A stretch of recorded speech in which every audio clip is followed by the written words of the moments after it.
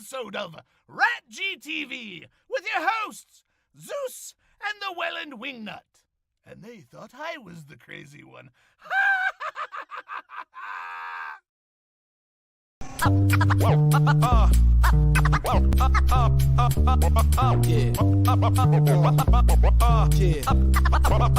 Black magic. You got to know, got to show, it's time to roll. So just tell me what you want to hear. Tell me what you want, so just tell me what you want to hear. Well, hello and welcome back. Wait, what? This is the weirdest feeling Saturday ever. Right? Welcome back. I never work Saturdays anymore. No. Fuck working Saturdays. That includes doing our job that we do every Saturday. No, tomorrow night I was a little busy, so we figured we'd bring the show to you a day early. That's right, folks. RatG TV coming at you one day early. We are blessing you with us starting off your Friday weekend. night main event. It's not even Friday the 13th, and you have to deal with us on a Friday. How's it going, brother? Good, man. You? Doing well. Surviving another week of January, which means blizzard one day, rainstorm the next day. Right. It seems like, what was the point of shoveling? I shoveled one day, and later that night, the rain washed away almost everything I had done. Yeah. Fuck you, Southern Ontario. Fuck you. No, we kid mostly. But welcome, folks. The Wellandwingnut and I are here. We are your hosts of all things geek. That's right. Hence the title, RatG TV. Ryan's All Things Geek. See the shirt, see the toque. You can buy the merch. You just gotta let us know, and we'll get it going for you. But folks, it's been a while, and you know what? We've done so many theme shows. Like, we start to relapse on some of them, but I feel like we've done a variation of this, but not this to this extent. And this week we are doing what we would choose as our top 5 superpowers. Now, we weren't allowing for, like godlike powers like Legion or anyone who could change or warp reality. We're not doing Dr. Manhattan type stuff. You're basically God at that point. So, but of the other superpowers that are out there, we were ranking our top 5. So we're going to give you our 5 favorite superpowers. You let us know in the comments, what are some of your favorite superpowers? If you could be granted 5 superpowers, which superpowers would you take and why?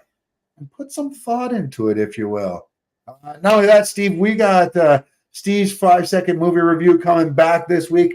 It's a fan favorite segment. And what do you got on tap this week for your 5-second movie review? I haven't been able to make it out to the movies lately, so I thought, I need to get a new movie in. And the newest movie that I could watch was Netflix original Lift, starring Kevin Hart and a bunch of other people. Mm-hmm. And those are the people that I'm very interested in. Whom I apologize for not knowing their names. Yeah, I can see the girl. Except for Vincent D'Onofrio, of course, the great Vincent D'Onofrio. I see 2 Marvelites there. Vincent D'Onofrio, who plays Kingpin, and I forget her name, but the front left there, just above the L. Okay. Yeah, I thought she looked familiar. She plays Renslayer in the Loki series. So, yeah, big character there as well. And I do apologize. I don't remember her name. British actress, I do believe, though. Unless she has a really great British accent in that show. But yeah, so you'll be talking about Lift today in your 5-second movie review. And then, of course, we have our This Week in Geek that we do every week. But like we do every week as well, I have 2 segments each week. That is our TikToker of the week. And each and every week, we've called these the TikTokers now because of our good sponsors over at DocNet. That's right. Docking over at DocNet. Folks, listen, if you're looking to save a little bit of money, but you don't want to sacrifice, your cable service or your internet service, do yourself a favor. Go give Tony a call. Go look him up online at docnet.ca, hooking up Canadians with cheaper, faster, and affordable internet. DocNet, connecting the world to your home. Docking. We're sorry. We are so sorry. With that being said, don't Google that. don't Google that. I'm gonna get our first TikToker of the week out of the way, and we've all heard because I got high before. Yeah, But this one's a little bit like we identified with because I got high, but I personally identify with this one. Walk every day, that is a lie. Gonna throw my snacks away, that is a lie. I quit my resolution, and I know why. Why, man? Yeah, because it's a lie. Because it's a lie. Because it's a lie. I'm gonna quit junk food, that is a lie. Get a gym membership too, that is a lie. I'm still a chunky guy, and I know why. Why, man? Yeah, because it's a lie. Because it's a lie. Because it's a lie. So yeah, okay, I felt that one a little bit. That one hit a little bit too close to home. yeah. Chips have always been a big, one for me to try and kick. So I'm Veggie crisps, though, good on you, sir. Good on you. That's a good way to fool yourself into thinking you're eating something healthy. Yeah, because this is his weakness right here. Oh, chips are mine too. It's always been my go-to. I will never ever be able to give up chips. No, we got that out of the way though. So why don't we get to the part of the show that everybody looks forward to, and that is our main topic of the show, and that is saying our top 5 superpowers we wish we had ourselves. Not including godlike powers like Legion or Dr. Manhattan, types like that. Steve, as per usual, you start us off every week. And what do you got coming at us this week at number 5? I put a lot of thought into this, and I'm kind of going to wrap them all into one big, conglomerate of my collection of superpowers to use for my own doing. The first, I thought, being invisible is cool, but what good is being invisible if you can't walk through walls? Need to be intangible. Got Little kitty pride action there. Yeah. I dig it. I dig it. But if you had intangibility, are you a hero or are you a villain? Are you breaking into banks? I'll get to that. I'll get to that part. Okay. All right. Number 2, not exactly the same thing because much different ability, although kind of, I guess not really the same. I got high before. I'm sorry. I'd love to be able to shapeshift. Yeah. Yeah. That's a good one. I'm not going to lie. I like the shape-shifting one too. And Mystique is a great one there. We'll get into that a little bit more in a little while though, but I love the shape-changing one. I said, mentioned invisibility earlier, what good is being invisible if you can't walk through walls? But if you can walk through walls, you might want to be invisible. Are you basically a ghost at this point? You walk through walls, you're invisible. Is that what people are really seeing? Are they really seeing the invisible man that they're talking to is not really a ghost? And that's the thing with invisibility is, you always, how cool would it be to be invisible, but you would need invisible clothes. Otherwise you'd be screwed. You'd be naked all the time. And we see that in The Boys and stuff like that. Gen V. Yeah. I don't know if I'm with you on the invisibility, but I like it. And what do you got next? Yeah, Invisible Man's was someone that I've always loved. I love the original Universal Monsters. Invisible Man was always one of my favorites. And something I've always wanted to do. I've always been fascinated with space. I've always wanted to go skydiving, which is on my list. I've flown a few times, but I think nothing would beat the experience of actually being able to fly. Yeah. Now, would you want to fly like Superman and have his supersonic speed as well? You think you'd be able to control and not crash into shit? Yeah, I don't know to that extent. Would you be more Superman or more Greatest American Hero? Is what I'm getting at. Yes. Yeah. I dig it because I know I'd be flying inside the walls. And if you've seen this show at all, I mean, how could you not think that my number one superpower? I mean, superpower, yeah. I mean, it's kind of it's a gray area. Not as gray as the planet in which Yoda is from, Dagobah. But yeah, the Force, man. So if I had the Force, I could walk into the National Gold Reserve. I could be invisible, walk through the walls, shapeshift, carry the gold out. And then, fly away, man. I see one problem with that, though. When you shapeshift and start walking away with it, people can shoot you at that point. Yes, this might be a problem. I may have needed a power. All in all, though, I dig the list. I love the intangibility, being able to walk through walls or whatever you need to. And then being able to shape change is a game changer.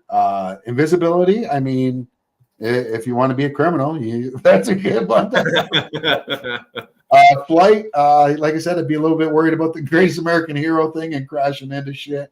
And the Force, hey, man, midichlorians are in us all. Yeah. May the Force be with you.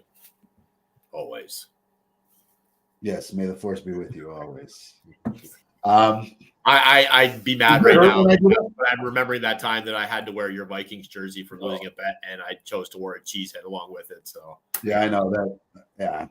So this is what I was thinking, and I don't know what the fans would think about this, but what I would like for us to do one day is have a debate one day, one show that is just you versus I, Star Wars versus Star Trek, and then we let the fans decide who won the debate. It's not going to be, and of course, some people will vote on who's their favorite. But I'd like them to vote on the debate on who they think is the stronger franchise based on, our arguments of why Star Trek is definitely the better. We were talking about Bobby Lee before the show. He was recently on an episode of Joe Rogan, and it's funny, they were talking about Star Trek, and Joe Rogan was a fan of the original series because he's a little older, that's what I grew up on. But yeah. He was making a real big case for him to try and get him to watch the Next Generation, which is I think the one you grew up on. Yeah. It's great. I don't know if it's still my favorite of all because Voyager. I watched Voyager more than I've watched the Next Generation, but they're like right there for me. Those two. A lot of people love Deep Space Nine. Star Wars is hard because they had that gap. They had that really big. Yeah, sure. We had droids and a few other cartoons, those made for TV, Ewok movies and stuff like that. But Star Wars or Star Trek has always been a consistent. It's always that's not true though. That's not true though, because the original ended in like the 60s, and then we didn't get the next one until the late 80s is when the Next Generation started. So it was almost a 20-year gap as well. But then it never stopped until after Enterprise. But even then wasn't that off that long because they still had the movies to fall back on, and then the new Trek started. But yeah, it's almost as if the Star Wars fans, and I love you, Star Wars fan. I'm a Star Wars fan, but it's almost like we've hid behind. We have so little to pick apart, so screw you. Yeah, exactly. What's up, Will? How you doing, buddy? I like it. So I think that's what we're gonna do. We're gonna do a Star Wars versus Star Trek debate one day.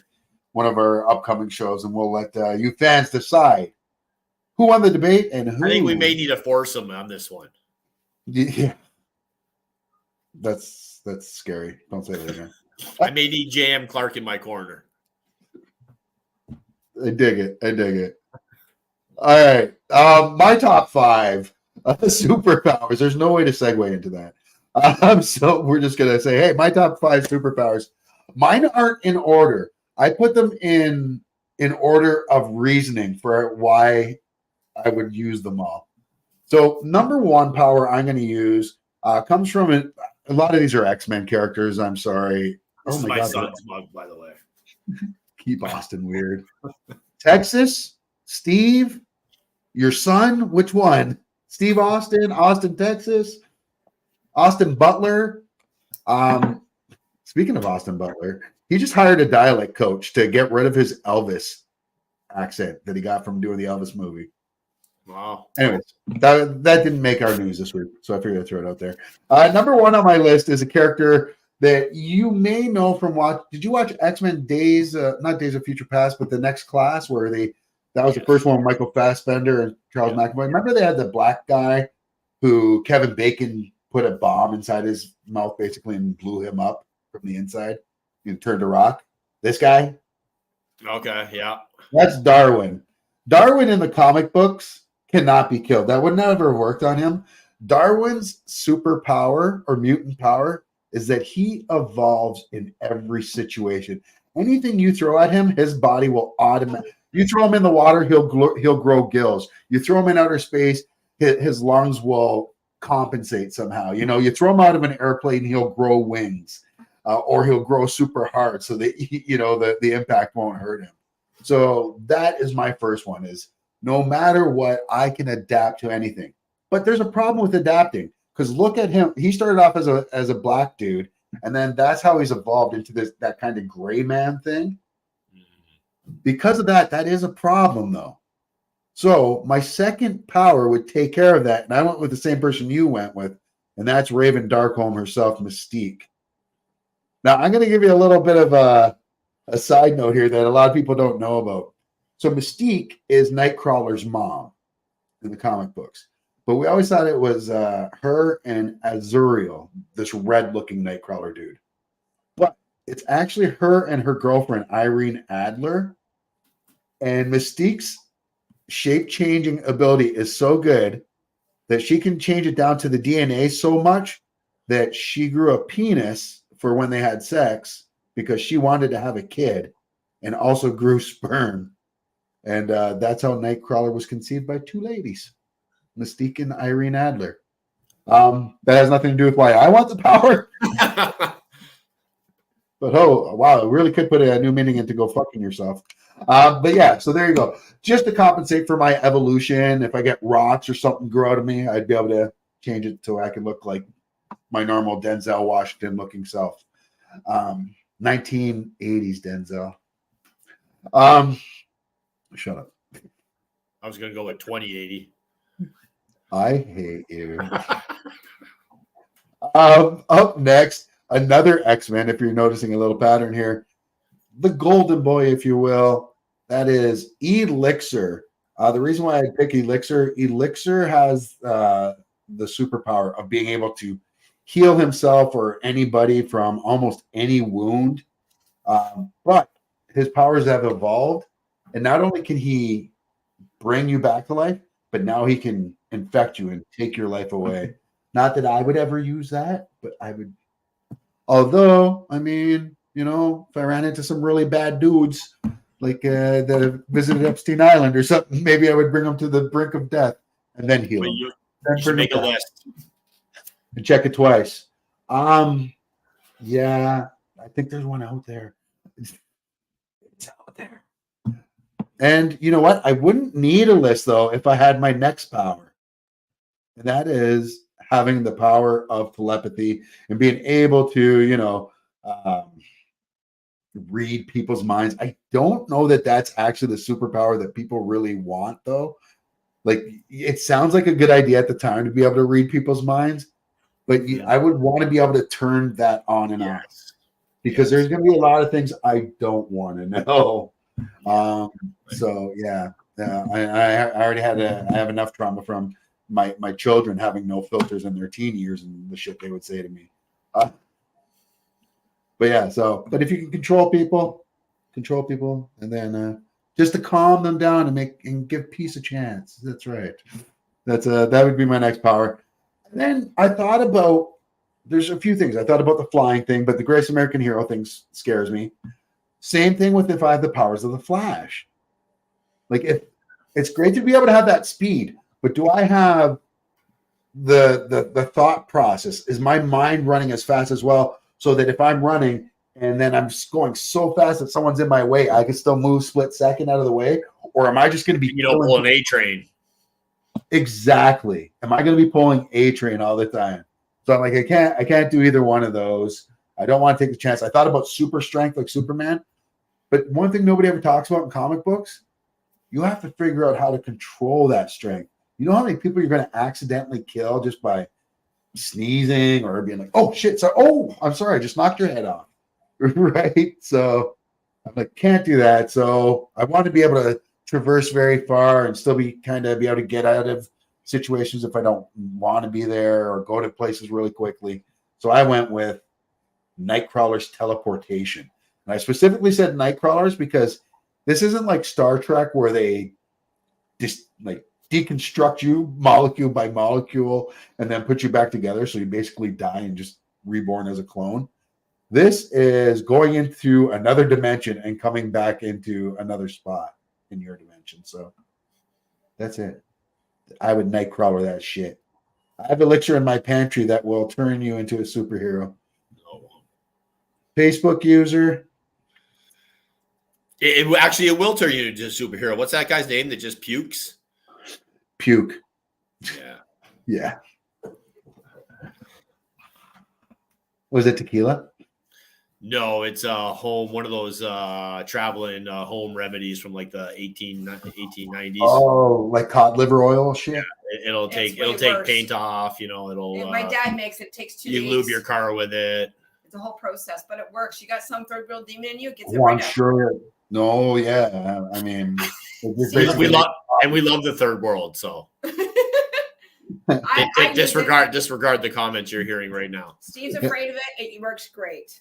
If you're ever sick, Lucas let me know. says, hey, I hope you both had a good Christmas and New Year. Thanks, Mitchell. Looking shredded there, brother. Somebody's been hitting the gym. All right. Well, there you go. That's that'd be it. So, woohoo! Those are our list, ladies and gentlemen. Now, before we go into the news, there is a little segment that we do every week that is a bit of a fan favorite. And you heard us mention it earlier, and that's Steve's 5-second movie review. And this week, Steve has got the movie, the Kevin Hart thriller Lift, for his 5-second movie review. Now, folks, if you've never watched this before, what we do here in this segment is we take the best technology in the world, put 5 seconds up on the board, and in that 5 seconds, Steve gives us his in-depth and unadulterated review of said movie Lift. Steve, are you ready for this? Y'all ready for this? I'm ready. Oh, wait, I shouldn't do that. I don't think we have the rights to that. All right, well, if you're ready, without further ado, it's time for Steve's 5-second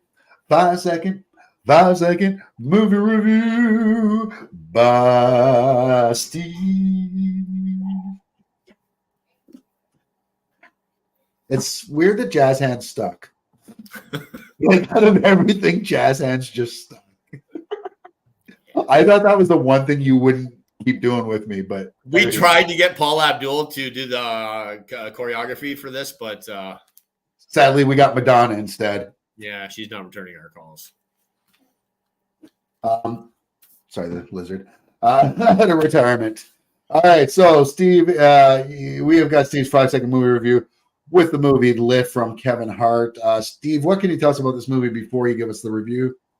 It's your atypical, I guess, heist movie. With a modern spin on it. It opens up at a art auction where they're auctioning off a rare NFT. Yeah, you should have released this movie a little earlier because NFTs already aren't a thing anymore. Right. I remember when I first heard about non-fungible tokens, and I was like, really? Yeah, right. Really?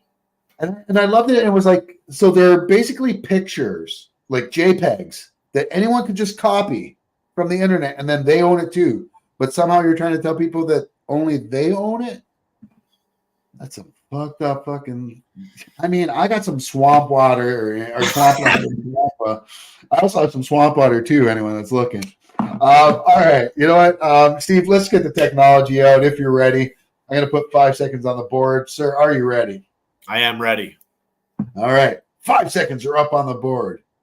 You may begin now. I was looking for a lift to the penthouse, but somehow I ended up in the basement. Is that where this review went? No, you love this movie though, right? Tell me I did. I loved it.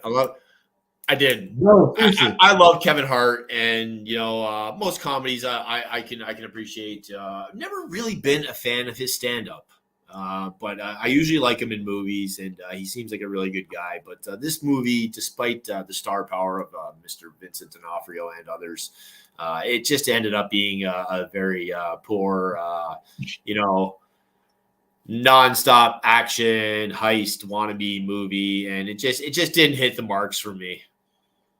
Damn. So what did you give it out of 5? I gave it a 2. Wow, barely getting off the runway with that one. 2 out of 5 for Lyft. So, folks, you may want to find other modes of transportation when it comes to watching this movie.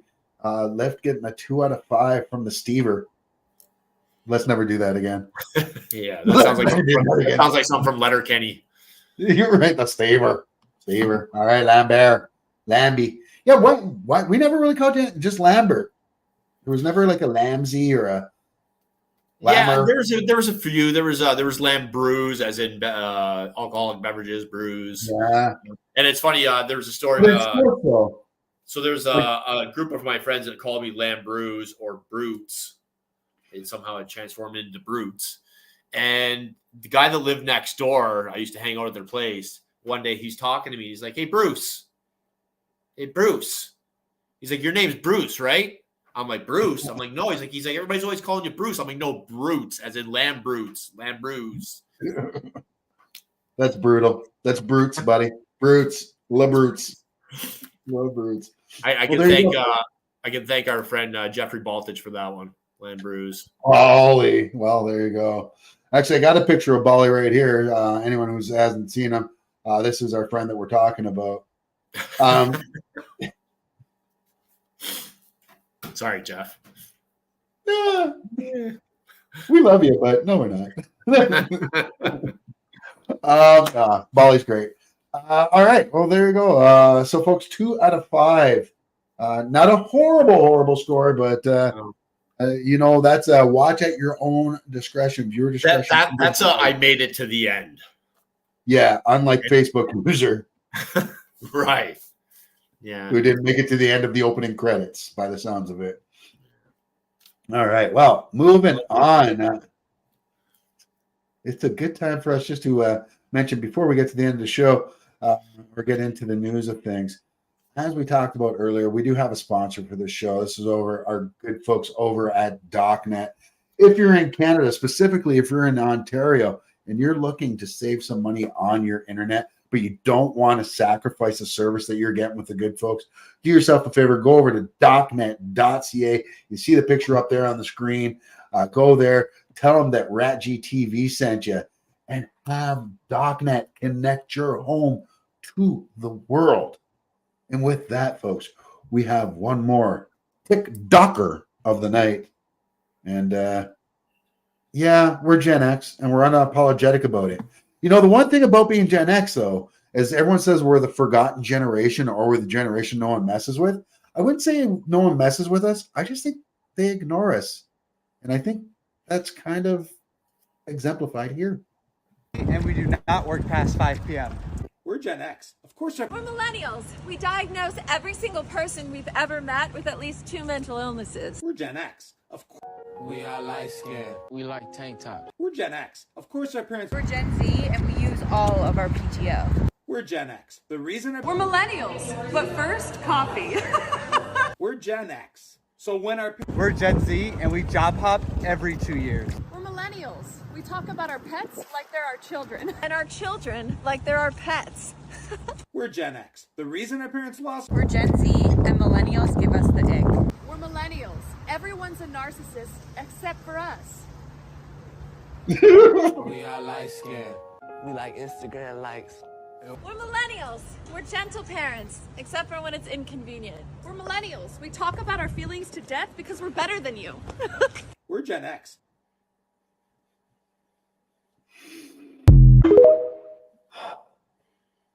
Too real. No.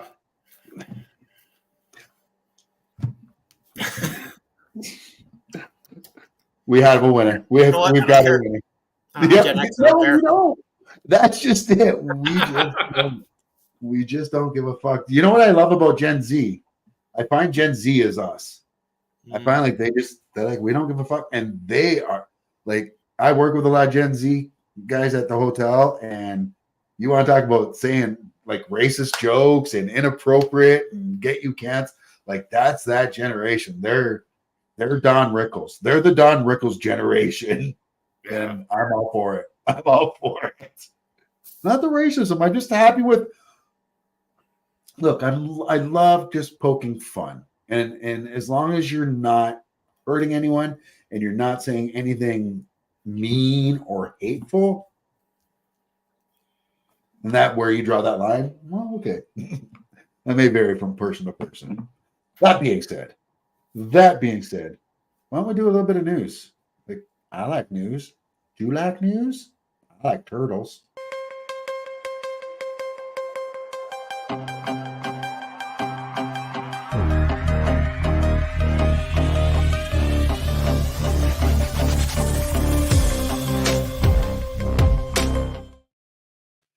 Shout out to our boy Jordan James for the intro there. And as we do from week to week, each week we start off with some with the bad news, and it all comes from the Grim Reaper of Hollywood himself, the Wellandwingnut. Steve, what do you got for us this week? It seems usually on average there's at least, sadly, almost 3 major deaths every week. And when we say major, we're not trying to diss anyone else who passes away during that time period, but we try and pick people that are relevant to everyone watching the show, at least as in a pop culture reference even. This week, I'm only going to hit everybody with one because when you know, it seems like when an animal dies or a pet dies or our little furry friends die, you know, we can't take much more than one. So even if you're not a fan of the Georgia Bulldogs, how cute was Uga X or Uga the 10th? I'm going to assume was her name.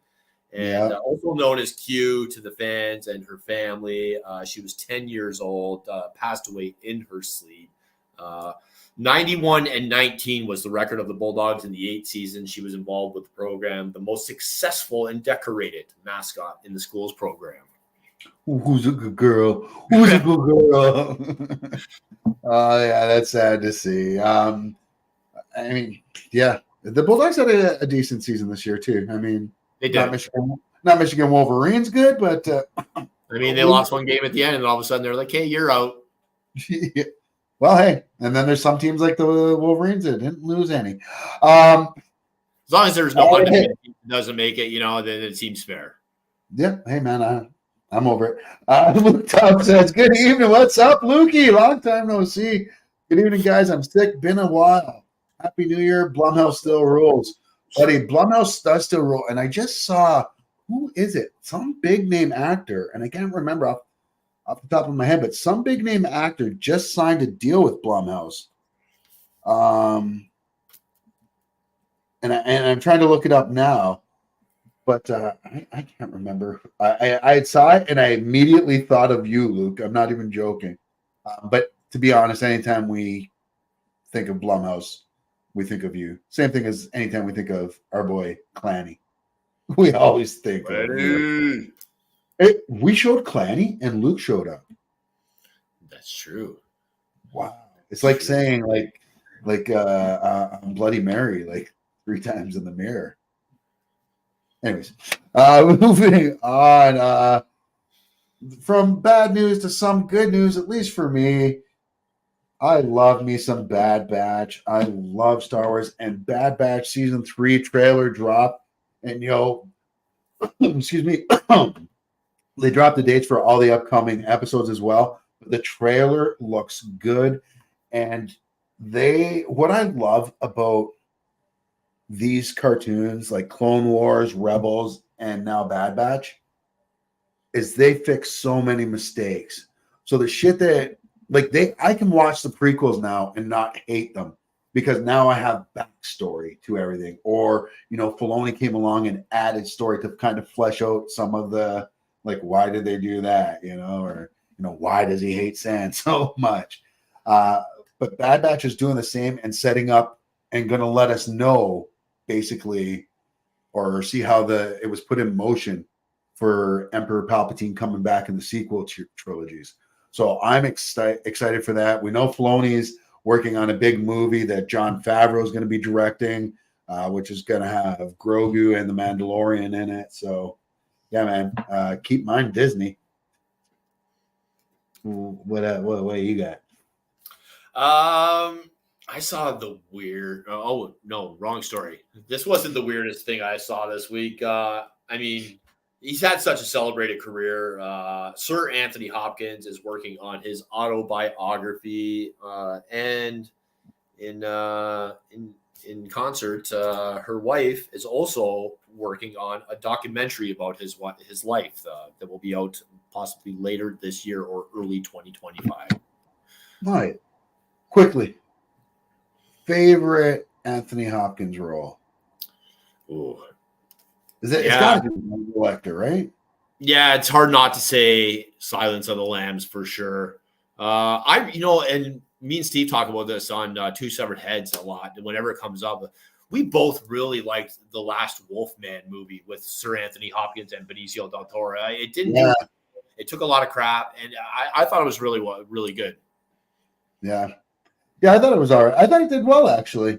I thought it did well. Not critically acclaimed, but I thought it did good at the box office at least. But yeah, I don't know. I think I'd have to. Yeah, I think I have to go Silence of the Lambs now. I'm thinking about it. Yeah. And is it sad that my close second was him pretending to be Don De La Vega, the original Zorro and Zorro movies? What was the one with the bear? The Edge. And there was a Baldwin in that. Oh, right. Supermodel too. Elle McPherson, I believe. Yeah, it wasn't good. That wasn't good. I forgot what that was called, but that wasn't good. We love you, Sir Anthony, but that wasn't good. Talking about not good, some news coming out of WWE this week. Vincent Kennedy McMahon, the former CEO of WWE, who we know he stepped away not long ago. Stepped away not long ago due to sexual assault allegations, is back in the news for the same reason. This, according to BBC. BBC says an ex-employee of World Wrestling Entertainment has accused the company's boss, Vince McMahon, of sexually trafficking her to entice wrestling talent. Janelle Grant says she was also sexually assaulted at WWE in a case filed at a Connecticut district court on Thursday. Mr. McMahon's spokesperson said that this was the case was replete with lies and his client would vigorously defend himself. In 2022, Vince, like I said, stepped back of the WWE chair and CEO amid sexual misconduct claims. He was then reinstated as chair later that year after his own company concluded the investigation.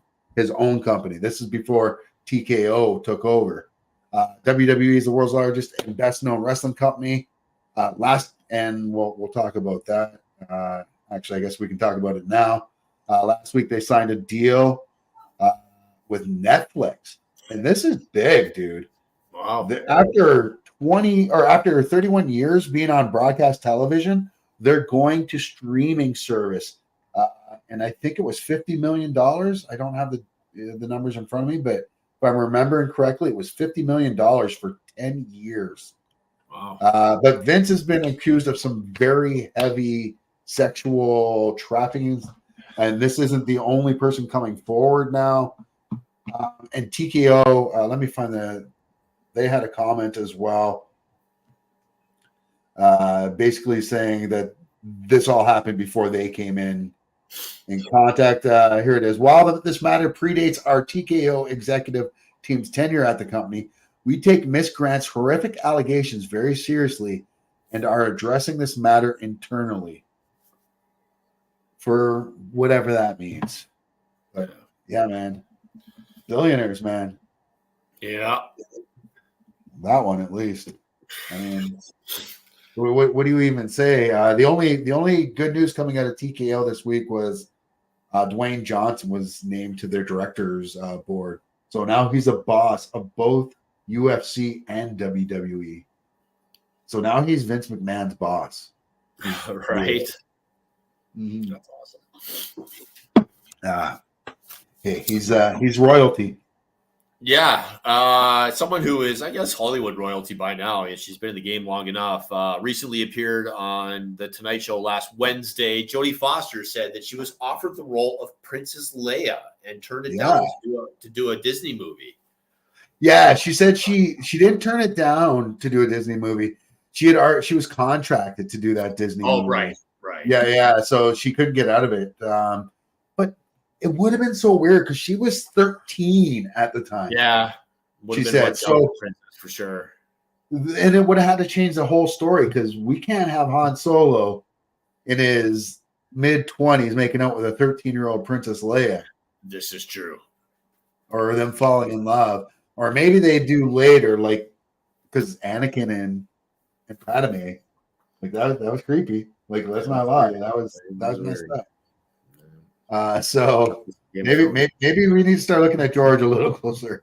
But yeah, no, I don't want to put any of that out there. I'm just totally joking. But yeah, it would have been totally different, and I'd be kind of interested to see it. But Carrie she's our princess, man. Yeah, she is. I couldn't see it as anyone else. I went back to back there, so I kind of spaced out. So maybe you could take this next story, man. I spaced out this week too while watching the trailer for the latest Adam Sandler movie coming out on Netflix on March 1st, 2024. It was fucking weird, man. Yeah, but it looks he's just trying to flex his acting muscles. I think this is him going after an Oscar. Yeah. Like I really think he's trying to get an Oscar right now. Because I know he feels I should say I know. I would assume he feels pretty slighted for not getting an Oscar, or I don't think he even got nominated for Hidden Gems. Uncut Gems? Yeah, Uncut Gems, right. Uncut Gems is fantastic. And he did get nominated for a Golden Globe, but I don't think for the Oscar. So, yeah. And I think that's what he's going for there. Yeah. Mitchell Morgan's got his superpowers here. 1, teleporting, but from the movie Jumper. 2, element powers like Aang from Avatar. I thought about weather manipulation. Number 3, healing factor. Yep. Number 4, Superman strength. And number 5, telepathy. Yeah, that was all pretty good. I'm just saying, I'm whooping everybody's ass with my superpowers. All right. No, seriously, I ain't monkeying around. Speaking of monkeying around in Netflix shows, and big names, Oscar winner, Dev Patel, Oscar nominee, and possibly winner. Did Jordan Peele win an Oscar too, I think? But I know he was nominated for Get Out. The two of them are teaming up together for Dev Patel's first directorial, his directorial debut, if you will, of Monkey Man. And the trailer dropped, and this looks insane. That is Dev Patel underneath the mask. Do you know who Dev Patel is? I feel like I know the name. Slumdog Millionaires, right. Okay, The Newsroom. Yes. Yeah, he's Life of Pi, no. But he's been in a million things. He's fantastic, great actor. And this looks like almost the Bollywood version of John Wick, but more fisticuffs. Like it's intense. And like if you haven't seen this trailer, go out, do yourself a favor, go out and watch that trailer as soon as our show's over. I ain't fooling around, and you know what? I ain't thinning out the herd. I'm doing anything to try to make this work. Okay, listen. In an upcoming Blu-ray release of the Stephen King movie Thinner, there were some comments by one of the production assistants saying that Stephen King actually originally wanted John Candy in the role, starring role of the movie Thinner there, which of course eventually ended up going to Robert John Burke. I mean, they had to, basically fat suit him to do the before. So would they have asked John Candy to lose a bunch of weight because the tech wasn't there? I think they would have had to have asked him to lose weight or get a second actor, and then you're losing out because the one thing John Candy, like people didn't get about John Candy, was the same thing with Robin Williams, was their absolute depth at dramatic acting. Like these two could put on the acting job. We knew them for being great comedic actors, but they could for sure bring it when it came. And I would have been really interested to see him in that role. I would have liked to have seen him play like a psycho killer too, or something, you know, like we did with Robin Williams in Photoshop. Exactly. Yeah. And well, man, what was it? It's a really underrated movie. It did not. It might have even been like a straight to VOD or straight to DVD release. It was. Oh, geez. Basically, the premise was Robin Williams was what they called them cutters, and you were in. Some people were implanted with cameras that basically record your entire life from the time you're born. And what his job was to create a montage from your footage for your funeral once you die. And he ends up seeing something he shouldn't have. And it was a really good movie. Yeah, I don't know that one. Yeah. Well, Final cut. Final cut. Oh, that makes sense. Thank you from the audience member who didn't send that in. Yes, news. Good job, buddy. That's all you. You're quite the He-Man.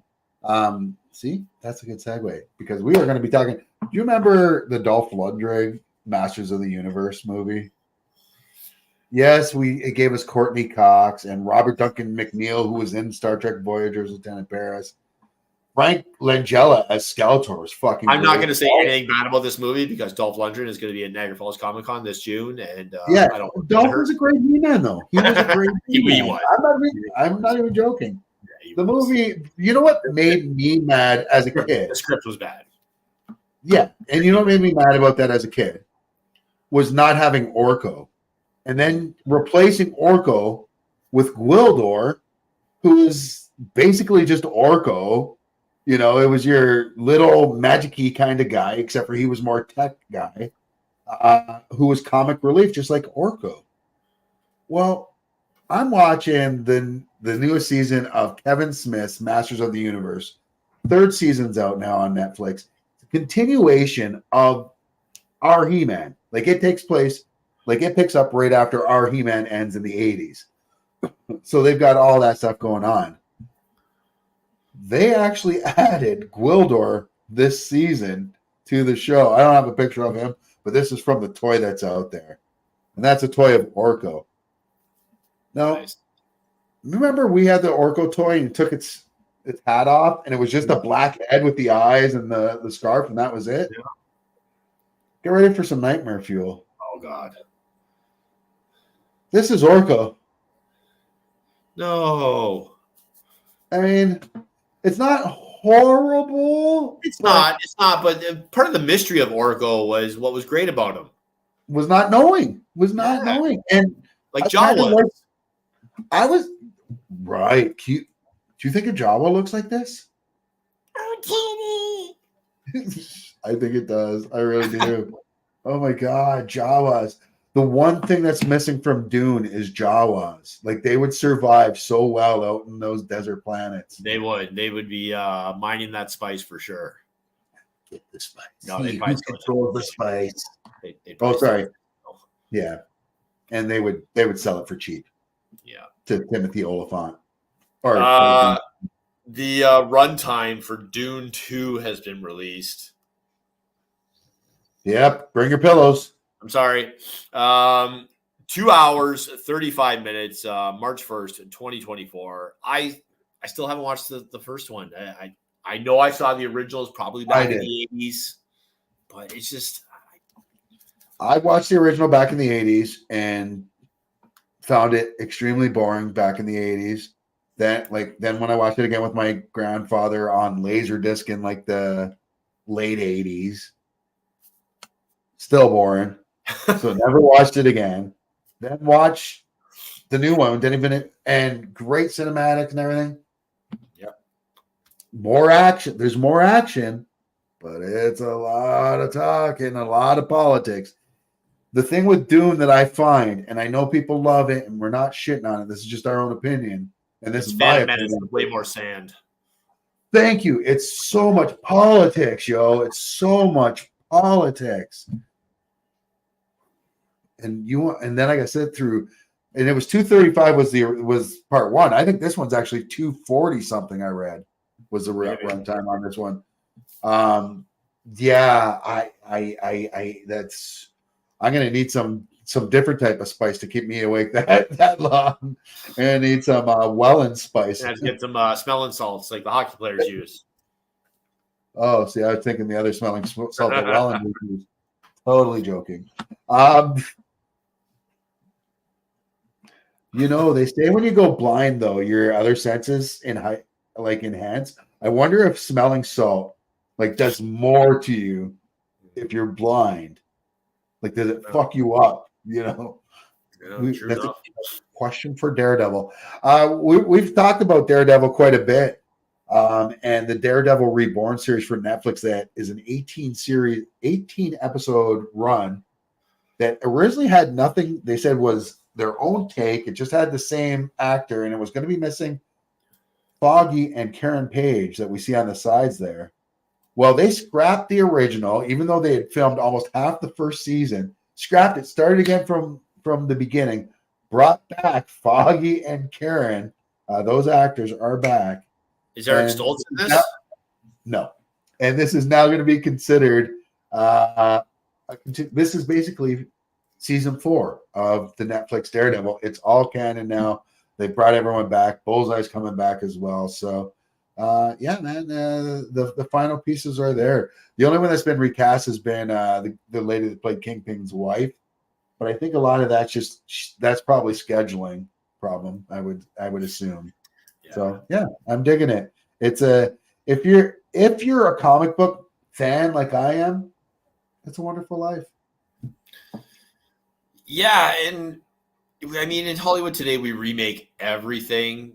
But I feel like, we waited how long for that Wizard of Oz? Not a remake, but a continuation or a sequel or prequel, whatever it was, because I didn't watch it. Some movies just don't need to be remade unless they're in a horror version, which A Wonderful Knife with Dustin Long was. I expected nothing from that movie, and it was fantastic. That's an instant Christmas classic. But It's a Wonderful Life with Jimmy Stewart is being remade. The 1946 classic is coming at us from Kenya Barris. And I'm going to piggyback here because Kenya Barris is also the one behind what was a Richard Pryor biopic, and now is going to be a movie, not a movie, but a series. It'll be 10 episodes, and it'll be coming to us in late 2024. Is it still going to be Marlon Wayans playing Richard Pryor? I'm not sure. Because originally that's who it was supposed to be. And Mitchell McGuire McPherson says Final Cut is the movie you were thinking of. Yes, thank you. Yeah. And talking about biopics, remember about a year ago, Pauly Shore said he wanted to do a biopic of Richard Simmons. Hi, everybody. And Richard Simmons was like, "No, it's not happening. I don't give you permission." Blah blah blah. And then Pauly Shore last week came out with a Richard Simmons biopic. Did you watch it? No, did you? I did. Is it as bad as it should be? It is pretty bad. Yeah. Because he's older. Like, he looks older than probably Richard Simmons looks right now. Because time was not good to Pauly Shore. And Richard Simmons came out against this. Again, came out of not hiding, but out of seclusion. He's just been living a quiet life. Yeah, which good for him, He's been doing the Shelley Duvall. He's been doing Shelley Duvall? Isn't she dead? I thought she died. No, she was actually recently in a movie. Oh, yeah, wait. Movie. Sure. Shelley Duvall. Which one's Shelley Duvall? I always mix her up with. What's that? She was Olive Oil. Oh, right. Because I always mix her up name-wise. Shelley Duvall, Shelley Long, and Shelley Winters. I don't know why, but the three Shelleys I always mix up. Yeah, no Shelley Long at the Cheers reunion, along with Woody at the Emmy Awards or the Golden Globes. Yeah. Golden Globes? Golden Globes. Globes, I think, yeah. Yeah. They probably did that because they're mad at Frasier for not being invited on the show. I mean, that's some old hate there, almost prehistoric, if you will. It is, and I am shocked, and I'm really not shocked. I can't believe there's there was 2 more Jurassic World movies. I had no idea. Yeah. Shows what I know. Jurassic World 4, though, is in pre-production now. They said it will be a complete reboot of the previous 3 movies. So, yeah, no return cast members. The story's going in a new direction. I mean, okay. I'm done with the Jurassic World movies. I don't know. Yo, I've been over these movies since the first one. Yeah. Not even lying. I cannot get into these movies. And it's nothing to do with horror because they're not horror. They're not scary. Yeah. The first one was kind of scary. Just it had like moments of apprehension. Like you're like, oh, what's going to happen? But then you remember it was like a PG movie. And like the only people that were going to get eaten were going to be the bad guys. It was going to be Newman. And that was it. Newman. Speaking of sequels, that's a wrap for Deadpool 3. Ryan Reynolds shared this image on his social media, thanking cast and crew and fans for their patience during strikes and through just long shooting hours to get this accomplished. This is going to be the only MCU movie released in 2024. Do you think it'll crack $1 billion? Do you think Deadpool? Probably. Yeah, because not a lot of movies have cracked $1 billion lately. Yeah, especially Marvel movies. It's got the it's got both the appeal of the Marvel movie that's was so popular, and just the Ryan Reynolds factor. Yeah, and then you had Hugh Jackman and him finally get to act together as Wolverine and Deadpool. And I just want to say, I'm so upset right now. I have been holding back on gratuitous crotch shots for years. I'm just kidding. Such a dick. Yo, so you saw that trailer. I did. You saw that trailer. Talk to us about this trailer. I had little to no interest in this movie when the idea of it came about. I'm not like a diehard fan of the original. I'll watch it. I've seen it multiple times. I rewatched it. I'm going to say 2 years ago at least. Great movie. Definitely. Did I think it needed a remake? No, but this trailer was pretty fucking good. Yeah. It was a good trailer. That doesn't mean it's going to be a good movie. But so at first when I'm watching the trailer, I'm like, okay, Conor McGregor looks like he's just going to have a bit role. He's going to get beat up in the very first scene or in one scene, and that's it. Then as the trailer went on, I'm like, oh shit, he's actually the bad guy in this movie. Like he's going to be a major acting role in this movie. I was shocked when I posted this online, and I didn't get anyone complaining about Hollywood not having any new ideas anymore. And I'm happy for that because my stance. I think there's a ton of new stuff out there. People just don't talk about the new stuff. They'd rather bitch about the other stuff they're not going to watch anyways. Right. But seeing so much of Connor in this, I was like, oh, I really hope he can act. Yeah. I really hope he can act. And second, if his throat doesn't get torn out in this movie, what are we even doing this? Why are we even doing this for? They've got the bar with the chain. It is so much better because it's Connor, and we just want him to shut up. Hey, come on, mate. No, for real though. Like,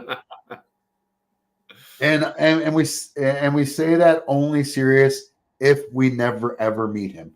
Right. Because I saw what he did to that old man in Scotland who didn't want to share a drink with him. Did you ever see that video? I don't think I did. He's at a bar in Scotland and he's buying drinks for everybody. And some old dude, didn't want to have a drink. Fucking Connor fucking punched him in the back of the head. Jesus. It was on TMZ, everything. It was fuck, man. Yeah. How about them Sabres, though? I mean, we live in that world of what if? What if you were there? What would you do? Speaking of what if, that's a horrible segue, but what if? There is the what if Marvel comics, and now there's the what if Marvel MCU cartoons animated series.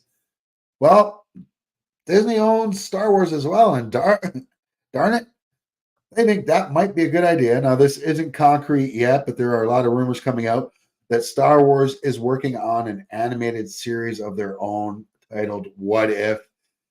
And I think this is good for a lot of extended universe fans that want to see Revan and, Mara Jade and things like that from the extended universe. This is your shot to get to see that, to get to see Luke get married, Luke have kids, and get to see Han and Leia's both their kids. You're on mute. Yeah. You're still on mute. Now I can't unmute you. You have to unmute yourself. I can try to lip read, which is great. It's probably better than I was muted, but yeah, I'm going to repeat the joke anyways. I was going to say, because I said you meant Leia, right? And no. What if? No. What if he married Leia? This isn't Wayne Fleet Star Wars. This isn't Game of Thrones. This isn't Game of Thrones. And then that was the last story, but the Oscar noms came out, so I'm just going to go through these real quick. Best Supporting Actor noms going to Sterling K. Brown for American Fiction. I really want to see this movie. This looks really cool, and it looks like something I could really identify with. Robert De Niro is for Killers of the Flower Moon. Leonardo DiCaprio doesn't get nominated for that movie, though, for Best Actor. Robert Downey Jr. for Oppenheimer. Have you seen Oppenheimer yet? I did. I went to the theater to see it, yeah. What do you think? Yeah, because a lot of people are saying it's his Oscar to lose. Yeah, that's definitely, I would say he's definitely the front runner. I enjoyed Oppenheimer, but I said immediately the second it was over, it would have made a better miniseries. Yeah, probably. But Christopher Nolan's not going to do a miniseries. Yeah. You got Ryan Gosling for Barbie. Wasn't a big fan of Barbie, but it is what it is. People are saying Margot Robbie should have got his nomination. Shut up. No, they're not saying that. They're saying that some people were. Some people were. Yeah, no, I know. But you know what I find more though? I find more that it's people were bitching about two people. There's probably two people complained about it, and then 5,000 people jumped on top of that and was like, "Oh, look at all these!" But Ryan Gosling, he made a great statement, obviously saying that there was no Barbie without Greta Gerwig and Margot Robbie, and he's gonna share the Oscar with him anyway. So exactly, and America Ferrera got nominated for the women category is strong this year, and so did, and it got Best Movie nom, which we'll talk about soon. Also on the list, Mark Ruffalo for Poor Things. Hearing a lot of good things about it. I don't know much about this movie at all, though, with Emma Stone though and Mark Ruffalo. We're moving on to Best Supporting Role for an Actress. We got Emily Blunt for Oppenheimer, Daniel Brooks for The Color Purple, which I haven't seen yet. America Ferrera, we just mentioned, for the Barbie movie. Jodie Foster for what was it, NYAD? I'm not sure. It stands for something. NIAD. Oh, it's just called NIAD. And Davine Joy Randolph for The Holdovers. I'm hearing so many great things about that movie. I want to check that out because that's kind of up my alley, I think, kind of that feel-good, tug at the heartstrings kind of movie. Best Director. Here's where people feel like Greta got snubbed. But who do you take off this list? Anatomy of the Fall. From everyone I've talked to, and since that movie came out, all they said is about how great and how beautiful that movie is. Killers of the Flower Moon. You got Martin Scorsese. Christopher Nolan for Oppenheimer is the shoo-in in this category. Poor Things, another one we talked about. And then The Zone of Interest. Now, it's easy for us to say Greta got snubbed. Like, if you've watched Barbie and you can say, oh, she should have got it. But it's only fair to say that if you've seen every other movie that's been nominated too, and then you can genuinely say objectively for yourself that she was the better director. But this happens every year, and you have there's so many things they were nominated for. They can't move every category to 10. Exactly. Then you end up with fucking NCAA football next season when everybody gets in. Speaking of everybody getting in, nominees for Best Oscar Leading Actor go Bradley Cooper for Maestro, Coleman Domingo for Rustin. I'm hearing so many good things about him in this movie. Paul Giamatti for The Holdovers, who I think might be a sleeper in this category, honestly. A lot of people are saying it's Cillian Murphy's going to win it for Oppenheimer, but I think Giamatti might. And then Jeffrey Wright for American Fiction. Again, if you haven't seen the trailer for that movie, I'd go check that out. It looks pretty good. Best Director we got for Anatomy of the Fall, Justin Trett. Killers of the Flower. Oh, we did these already, right? Yeah. Oppenheimer. Yeah, that's what's going to win it, though. And then Actress. We've got Annette Bening for Naiad, Lily Gladstone for Killers of the Flower Moon, Sandra Hüller for Anatomy of a Fall, Carey Mulligan for Maestro, and Emma Stone for Poor Things. I'm hearing this is a 2-woman race between Annette Bening and Emma Stone. I haven't seen. To be honest, I haven't seen any of these movies. I haven't seen. Have you seen Killers of the Flower Moon yet? I haven't. It's a long movie, man, and I heard I heard it's good, but I hear it's tough to get through. I could barely sit through Scorsese's last movie. The Irishman? The Irishman. The 3-hour, yeah. I still haven't watched it. Yeah. I haven't watched it. It looked too much like Casino to me. And I don't mean like it was the same story. It's the same, very long, and I like that type of movie, but usually when there's a little more action in it, if it's going to be that long. And then final, Best Picture nomination: American Fiction, Anatomy of a Fall, Barbie, The Holdovers, Killers of the Flower Moon, Maestro, Oppenheimer, Past Life, Poor Things, and The Zone of Interest. And I think this one's going to go to Oppenheimer. Barbie might win that one. That might be Barbie's one sole win. I don't think so. I don't think Barbie's going to walk away with any award. I'm not trying to hate on Barbie. Yeah, I expressed it. I watched it, and I didn't think it was a very good movie. I know it wasn't aimed at me. This is my opinion. It just doesn't seem like a typical Oscar-nominated movie, even. Yeah, I agree. And for me, and you know me, I love to champion things like this. And I said from the beginning, I never once looked at that movie and looked at it as it was anti-men or anti-women.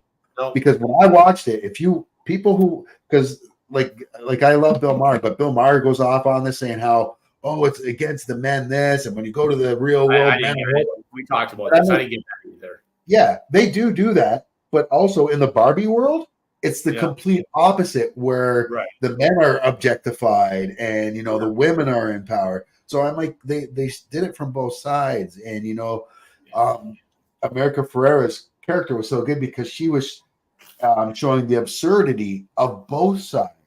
Like she was, so yeah, I think a lot of people missed out on that. But that being said, they went with the directing idea of over-the-top acting and being very silly acting.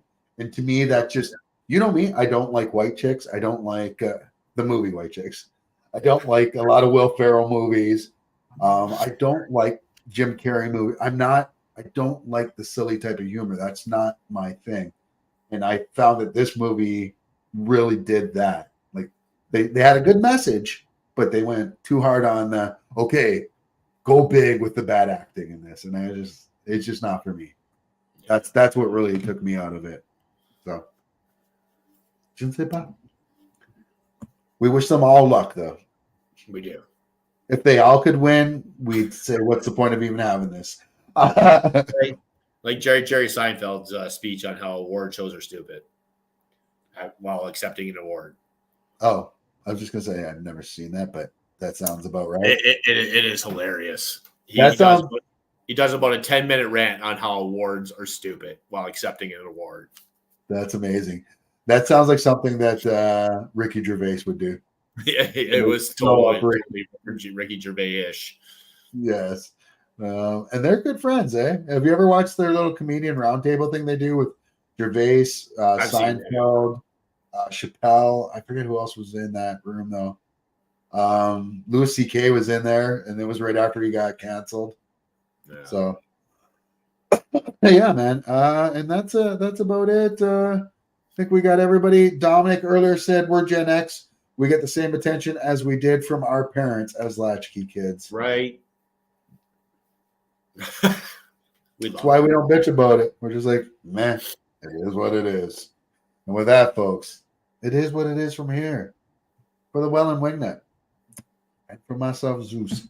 Wishing you all a happy weekend. It is Friday, not Saturday. Remember that, folks. You still got 2 more days. 2 more days off. 2 more days. You can go back and binge past episodes. And if you do, we love you for doing it, but damn, from the Wellandwingnut, from your boy Zeus, wishing you all a great weekend. Lots of love and peace.